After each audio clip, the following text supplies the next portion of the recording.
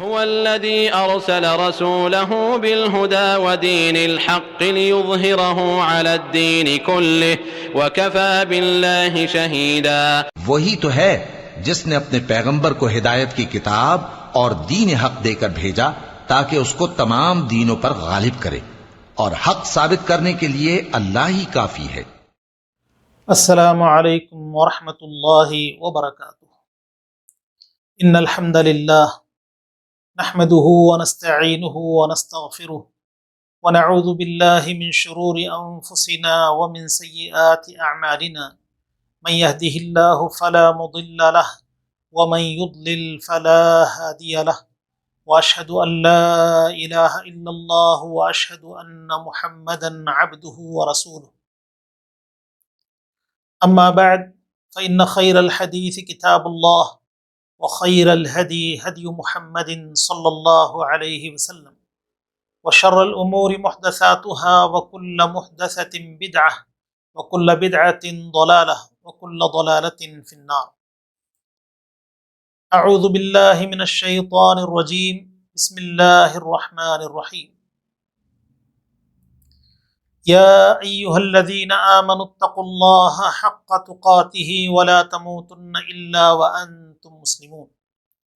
يا أيها الناس اتقوا ربكم الذي خلقكم من نفس واحدة وخلق منها زوجها وبث منهما رجالا كثيرا ونساء، واتقوا الله الذي تساءلون به والأرحام إن الله كان عليكم رقيبا۔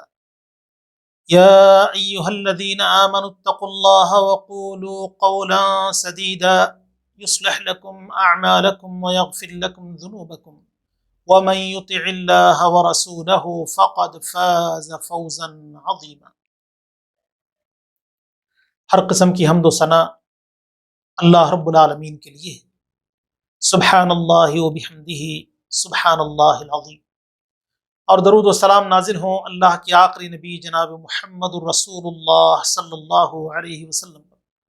اللہم صلی علی محمد وعلی آل محمد کما صلیت علی ابراہیم وعلی آل ابراہیم انک حمید مجید۔ اللہم بارک علی محمد وعلی آل محمد کما بارکت علی ابراہیم وعلی آل ابراہیم انک حمید مجید۔ محترم حضرات، اللہ کے نبی صلی اللہ علیہ وسلم کی سیرت کے حوالے سے آج کا ہمارا 18واں پروگرام ہے، جس میں ہم صلح حدیبیہ اور اس کے بعد کے حالات کو آپ کے سامنے رکھیں گے۔ پیارے نبی صلی اللہ علیہ وسلم کو اللہ تعالیٰ نے خواب دکھایا کہ جس میں آپ مسجد حرام جا رہے ہیں اور آپ اپنے بالوں کو کم کروا رہے ہیں، یعنی عمرہ ادا کر رہے ہیں۔ رسول اللہ صلی اللہ علیہ وسلم نے اپنے خواب کو اپنے صحابہ کے سامنے پیش کیا۔ نبی کا خواب وہی ہوتا ہے۔ پیارے نبی صلی اللہ علیہ وسلم نے عمرہ کا ارادہ کیا، اور آپ علیہ الصلاۃ والسلام کی خواہش یہ تھی کہ عمرہ کے لیے ہم مکہ جائیں تو کسی قسم کی رکاوٹ نہ ہو، اور اگر کوئی شرط طے پائے تو اس کو قبول کر لیا جائے۔ نبی علیہ الصلاۃ والسلام نے مدینہ کے اطراف رہنے والے دیہاتیوں سے بھی بات کی، انہوں نے بھی خواہش ظاہر کی کہ ہم بھی عمرہ کے سفر میں آپ کے ساتھ شریک رہیں گے۔ پیارے نبی صلی اللہ علیہ وسلم انتظار کرتے رہے، لیکن ان کی طرف سے تاخیر ہوتی چلی گئی۔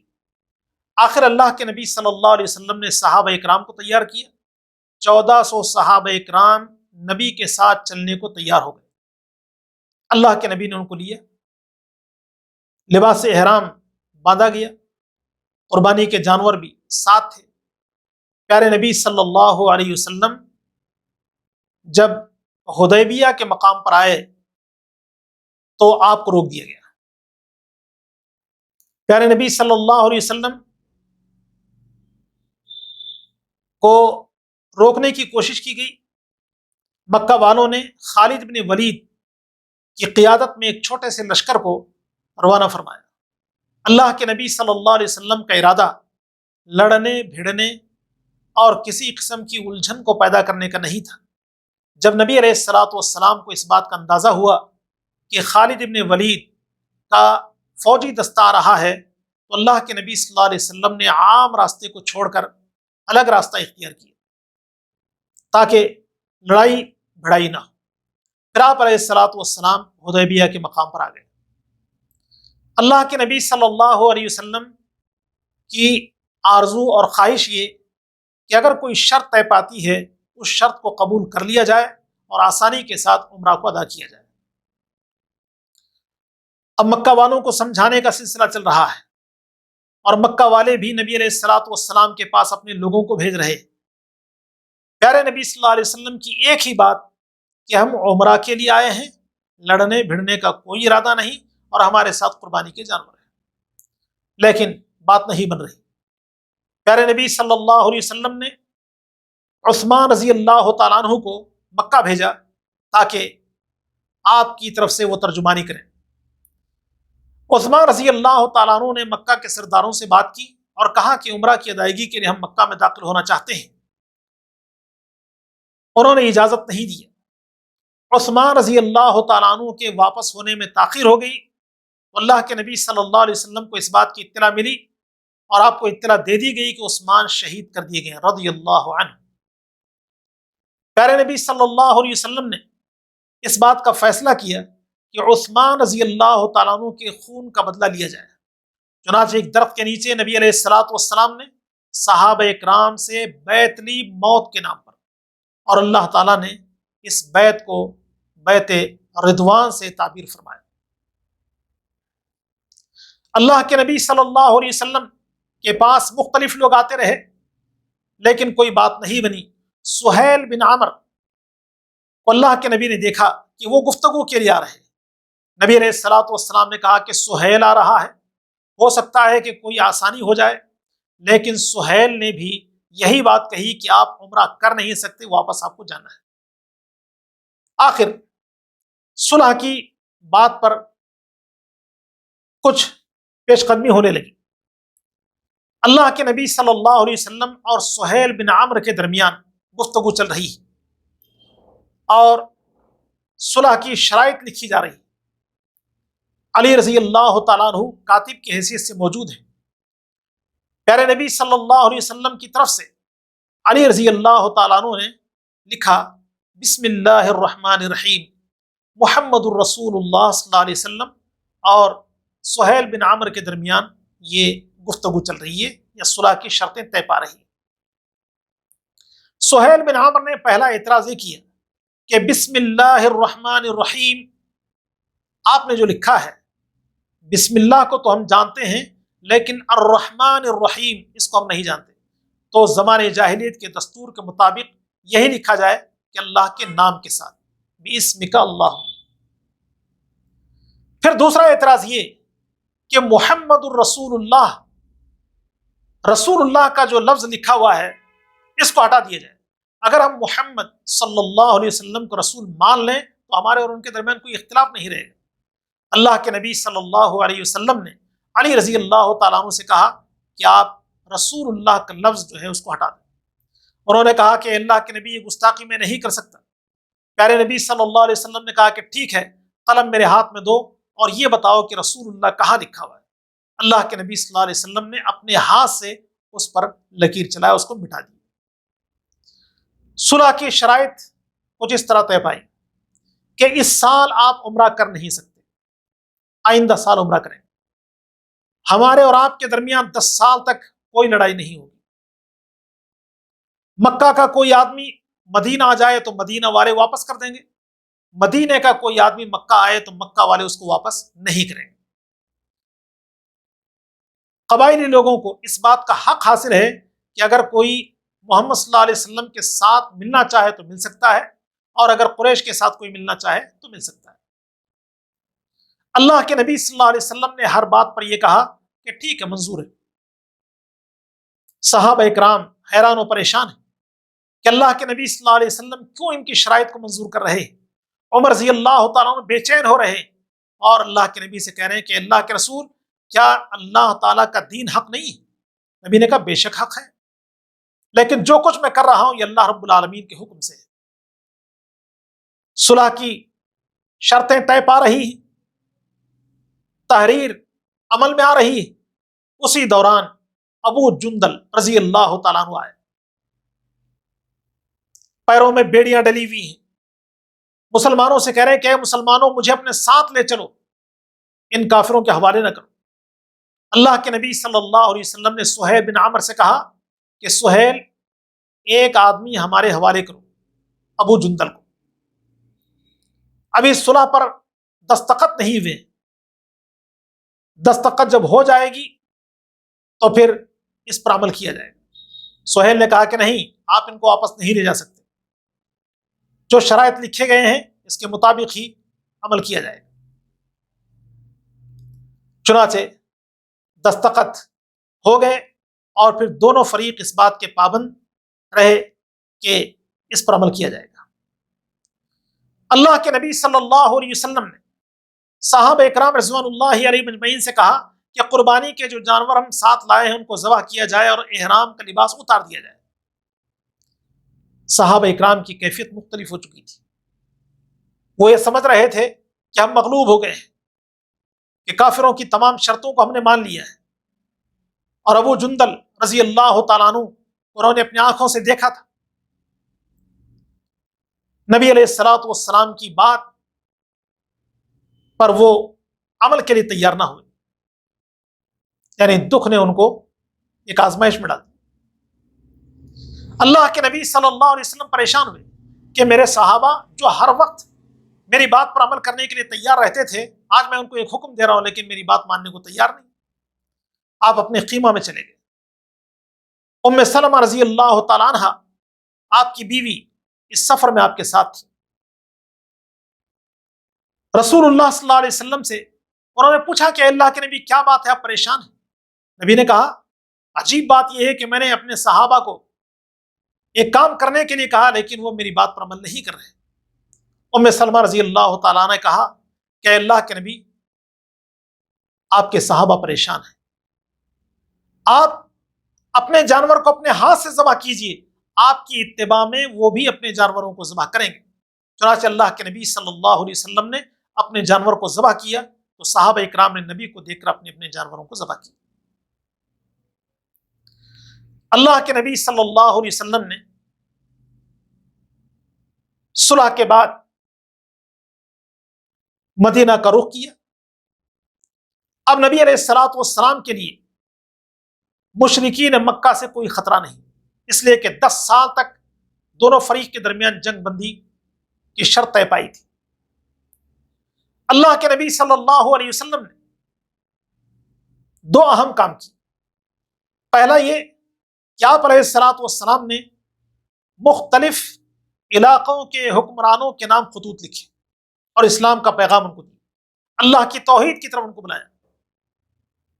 جن لوگوں کو اللہ کے نبی صلی اللہ علیہ وسلم نے خطوط لکھے، کچھ نے نبی علیہ الصلوۃ والسلام کے خطوط کو سنجیدگی کے ساتھ پڑھا اور اچھی گفتگو کی، کچھ مسلمان ہو گئے جیسے اسحمہ نجاشی، کچھ نے نبی علیہ الصلوۃ والسلام کی خدمت میں تحفے بھیجے، اور کچھ نے نبی علیہ الصلوۃ والسلام کے خط پر ناراضگی کا اظہار کیا، جیسے روم کے کسریٰ نے پیارے نبی صلی اللہ علیہ وسلم کے خط کو پھاڑ دیا۔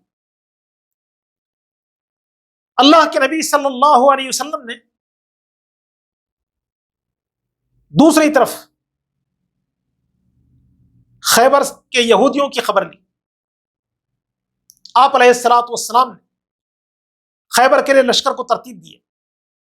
آپ خیبر چلے گئے، وہاں 8 قلعے تھے۔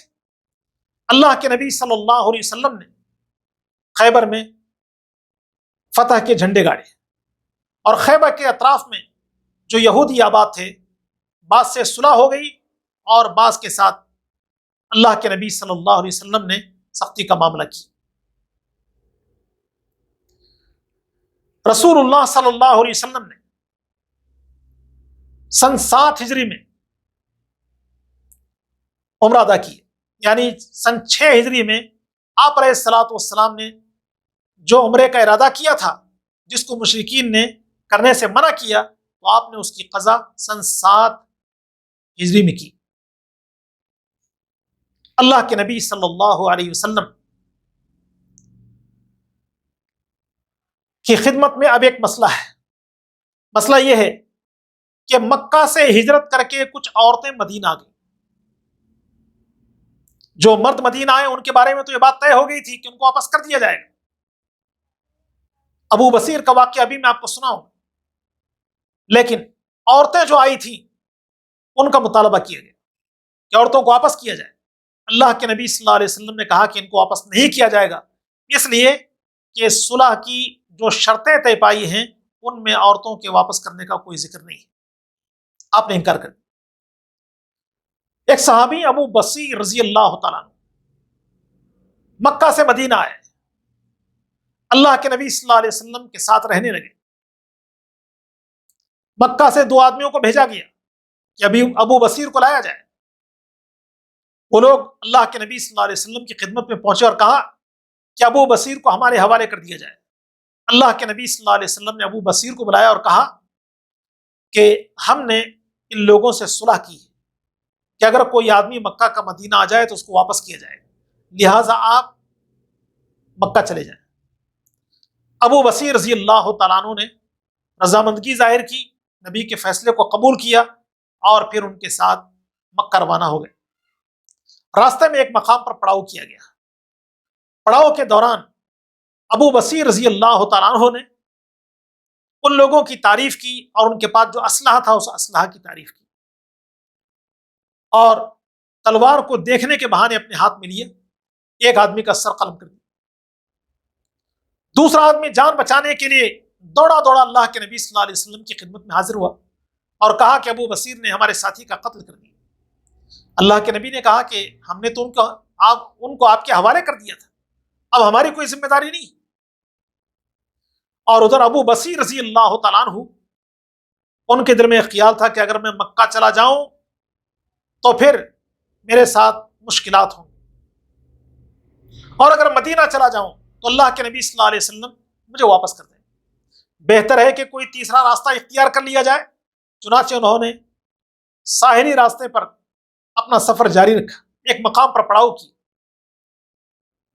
مکہ میں جو بھی مسلمان ہوتا یا جو مسلمان موجود تھے ان کو ابو بصیر کا پتہ چلا اور وہ سیدھے ابو بصیر کے پاس آ جاتے، جیسے ابو جندل رضی اللہ عنہ اور دیگر لوگ ایک بعد دیگر ابو بصیر کے پاس آئے اور وہاں پر انہوں نے قیام کیا۔